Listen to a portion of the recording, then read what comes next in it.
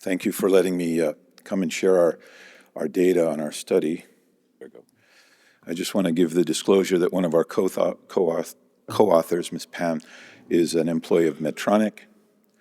And our objectives and the outcomes were rather simple. We wanted to evaluate bedside stapling versus using a robotic stapler because there are other options that may have some important impact on the delivery of care using a robot system of stapling versus the mechanical and powered staplers that we have as an alternative. And we wanted to study the effectiveness and the outcomes. So our bedside staplers that were able to be assessed were the Medtronic Signia with tri-stapler cartridges. It also has the ability to give some feedback to the operator. The J&J Ethicon Echelon powered stapler versus the robotic intuitive Sureform stapler. And the clinical outcomes that we looked at were whether there were blood transfusions, bleeding, anastomotic leaks, ICU visits, 30 days, urgent or emergency room readmissions. And this data was all collected using a specific database that the hospitals involved pretty much automatically uploaded this data independent of physician input.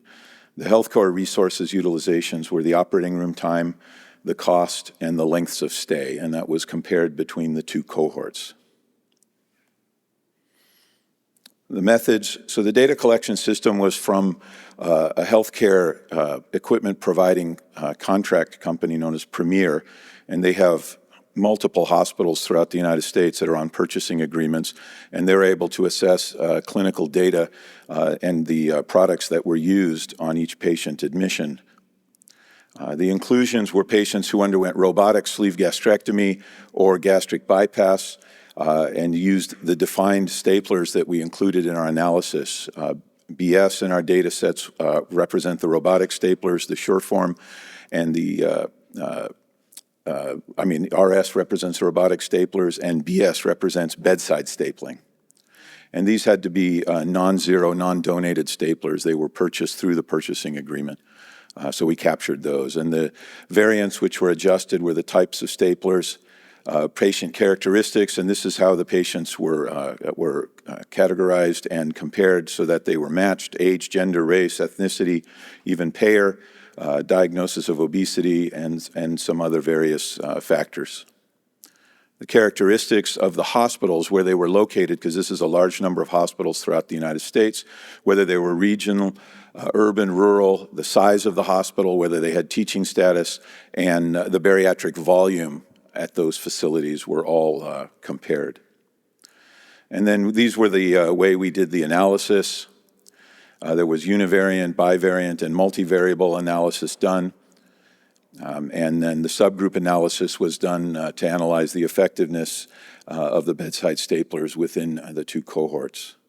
Finally, we also did sensitivity analysis, and this was also done by propensity score to make sure that these were statistically significant comparisons. Now, this is a busy slide, so bear with me through it. The description, the bedside staplers are circled in red, the robotic staplers are circled in blue, and then you can see the number of patients in each cohort was 1,600 versus 5,600 in the robot group.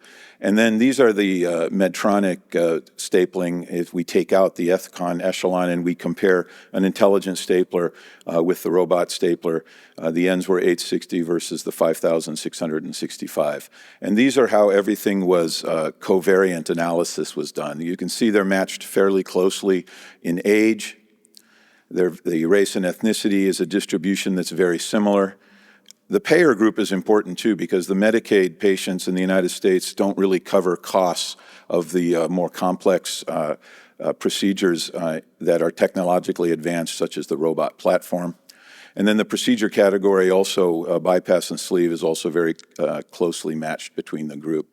And then the other variables, the regions, the providers, the bedside, you can see that the robotic staplers, 71% are done in less than 500 beds. They seem to have excellent permeation throughout the smaller hospitals. They're more variable in the 500-plus bed hospitals. You seem to see more bedside stapling done in these groups. Now, the clinical outcomes as they were adjusted, this is the general linear mixed model of analysis that was done, and these are the areas that we analyzed to see if we had statistical significance. Blood transfusions initially appeared using the GLMM model to be clinically significant at an odds ratio of 2.4 times the risk of blood transfusion with a robot. However, that didn't pan out to be statistically significant when we looked at the sensitivity analysis. Although the odds ratio seemed to be close, there was a 2 times odds ratio of having a blood transfusion, but not statistically significant. Bleeding is very difficult to analyze because surgeons in the operating room know how to actually manage bleeding, and so it's very difficult to assess that, and none of the bleeding analysis we looked at met any statistical significance. Similar with anastomotic leak, there simply isn't a large enough cohort of patients to make a conclusion. ICU visits, however, surprised us. And ICU visits across the board in all of the ways that we analyzed it showed statistical significance at an 8.5 increased odds ratio to have an ICU visit. It didn't capture the complication or the region why, but the patients with robot surgery tended to have more visits to the intensive care unit. Similarly, readmissions were looked at, and they did not prove to be statistically significant. But OR time in minutes was significant in that it takes more time across all boards and all parameters of analysis to do the robot. It's about 19 minutes to 31 minutes longer when you use a robotic platform for the total time in the operating room, not just the docking time. And as expected, cost was higher and proved to be statistically significant and consistent throughout all the ways that we analyzed it. It was more expensive and more cost savings to use a robot over the Medtronic staplers, the Signia. Length of stay is often talked about a lot as being very significant, but you're seeing the length of stay, you had maybe a quarter of a day. This is not something that is actually easy to turn into value because that could be the time the physician came into round. And that was the highest length of stay change was 25% of a day. And then some of them were quite small. This is how it looks in a graphed comparison between the major things that were found to be significant, the ICU visits, the difference in total costs was significant, and then the difference in the operating room time in minutes was the 3 main parameters that we found to have some significance on your stapler choice. So the key findings that can be concluded by looking at this database, which isn't based on physician input or bias, just based on statistics from purchasing agreements, is the bedside stapler used in bariatric robotic procedures are as effective as robotic staplers. They didn't turn out to have worse outcomes.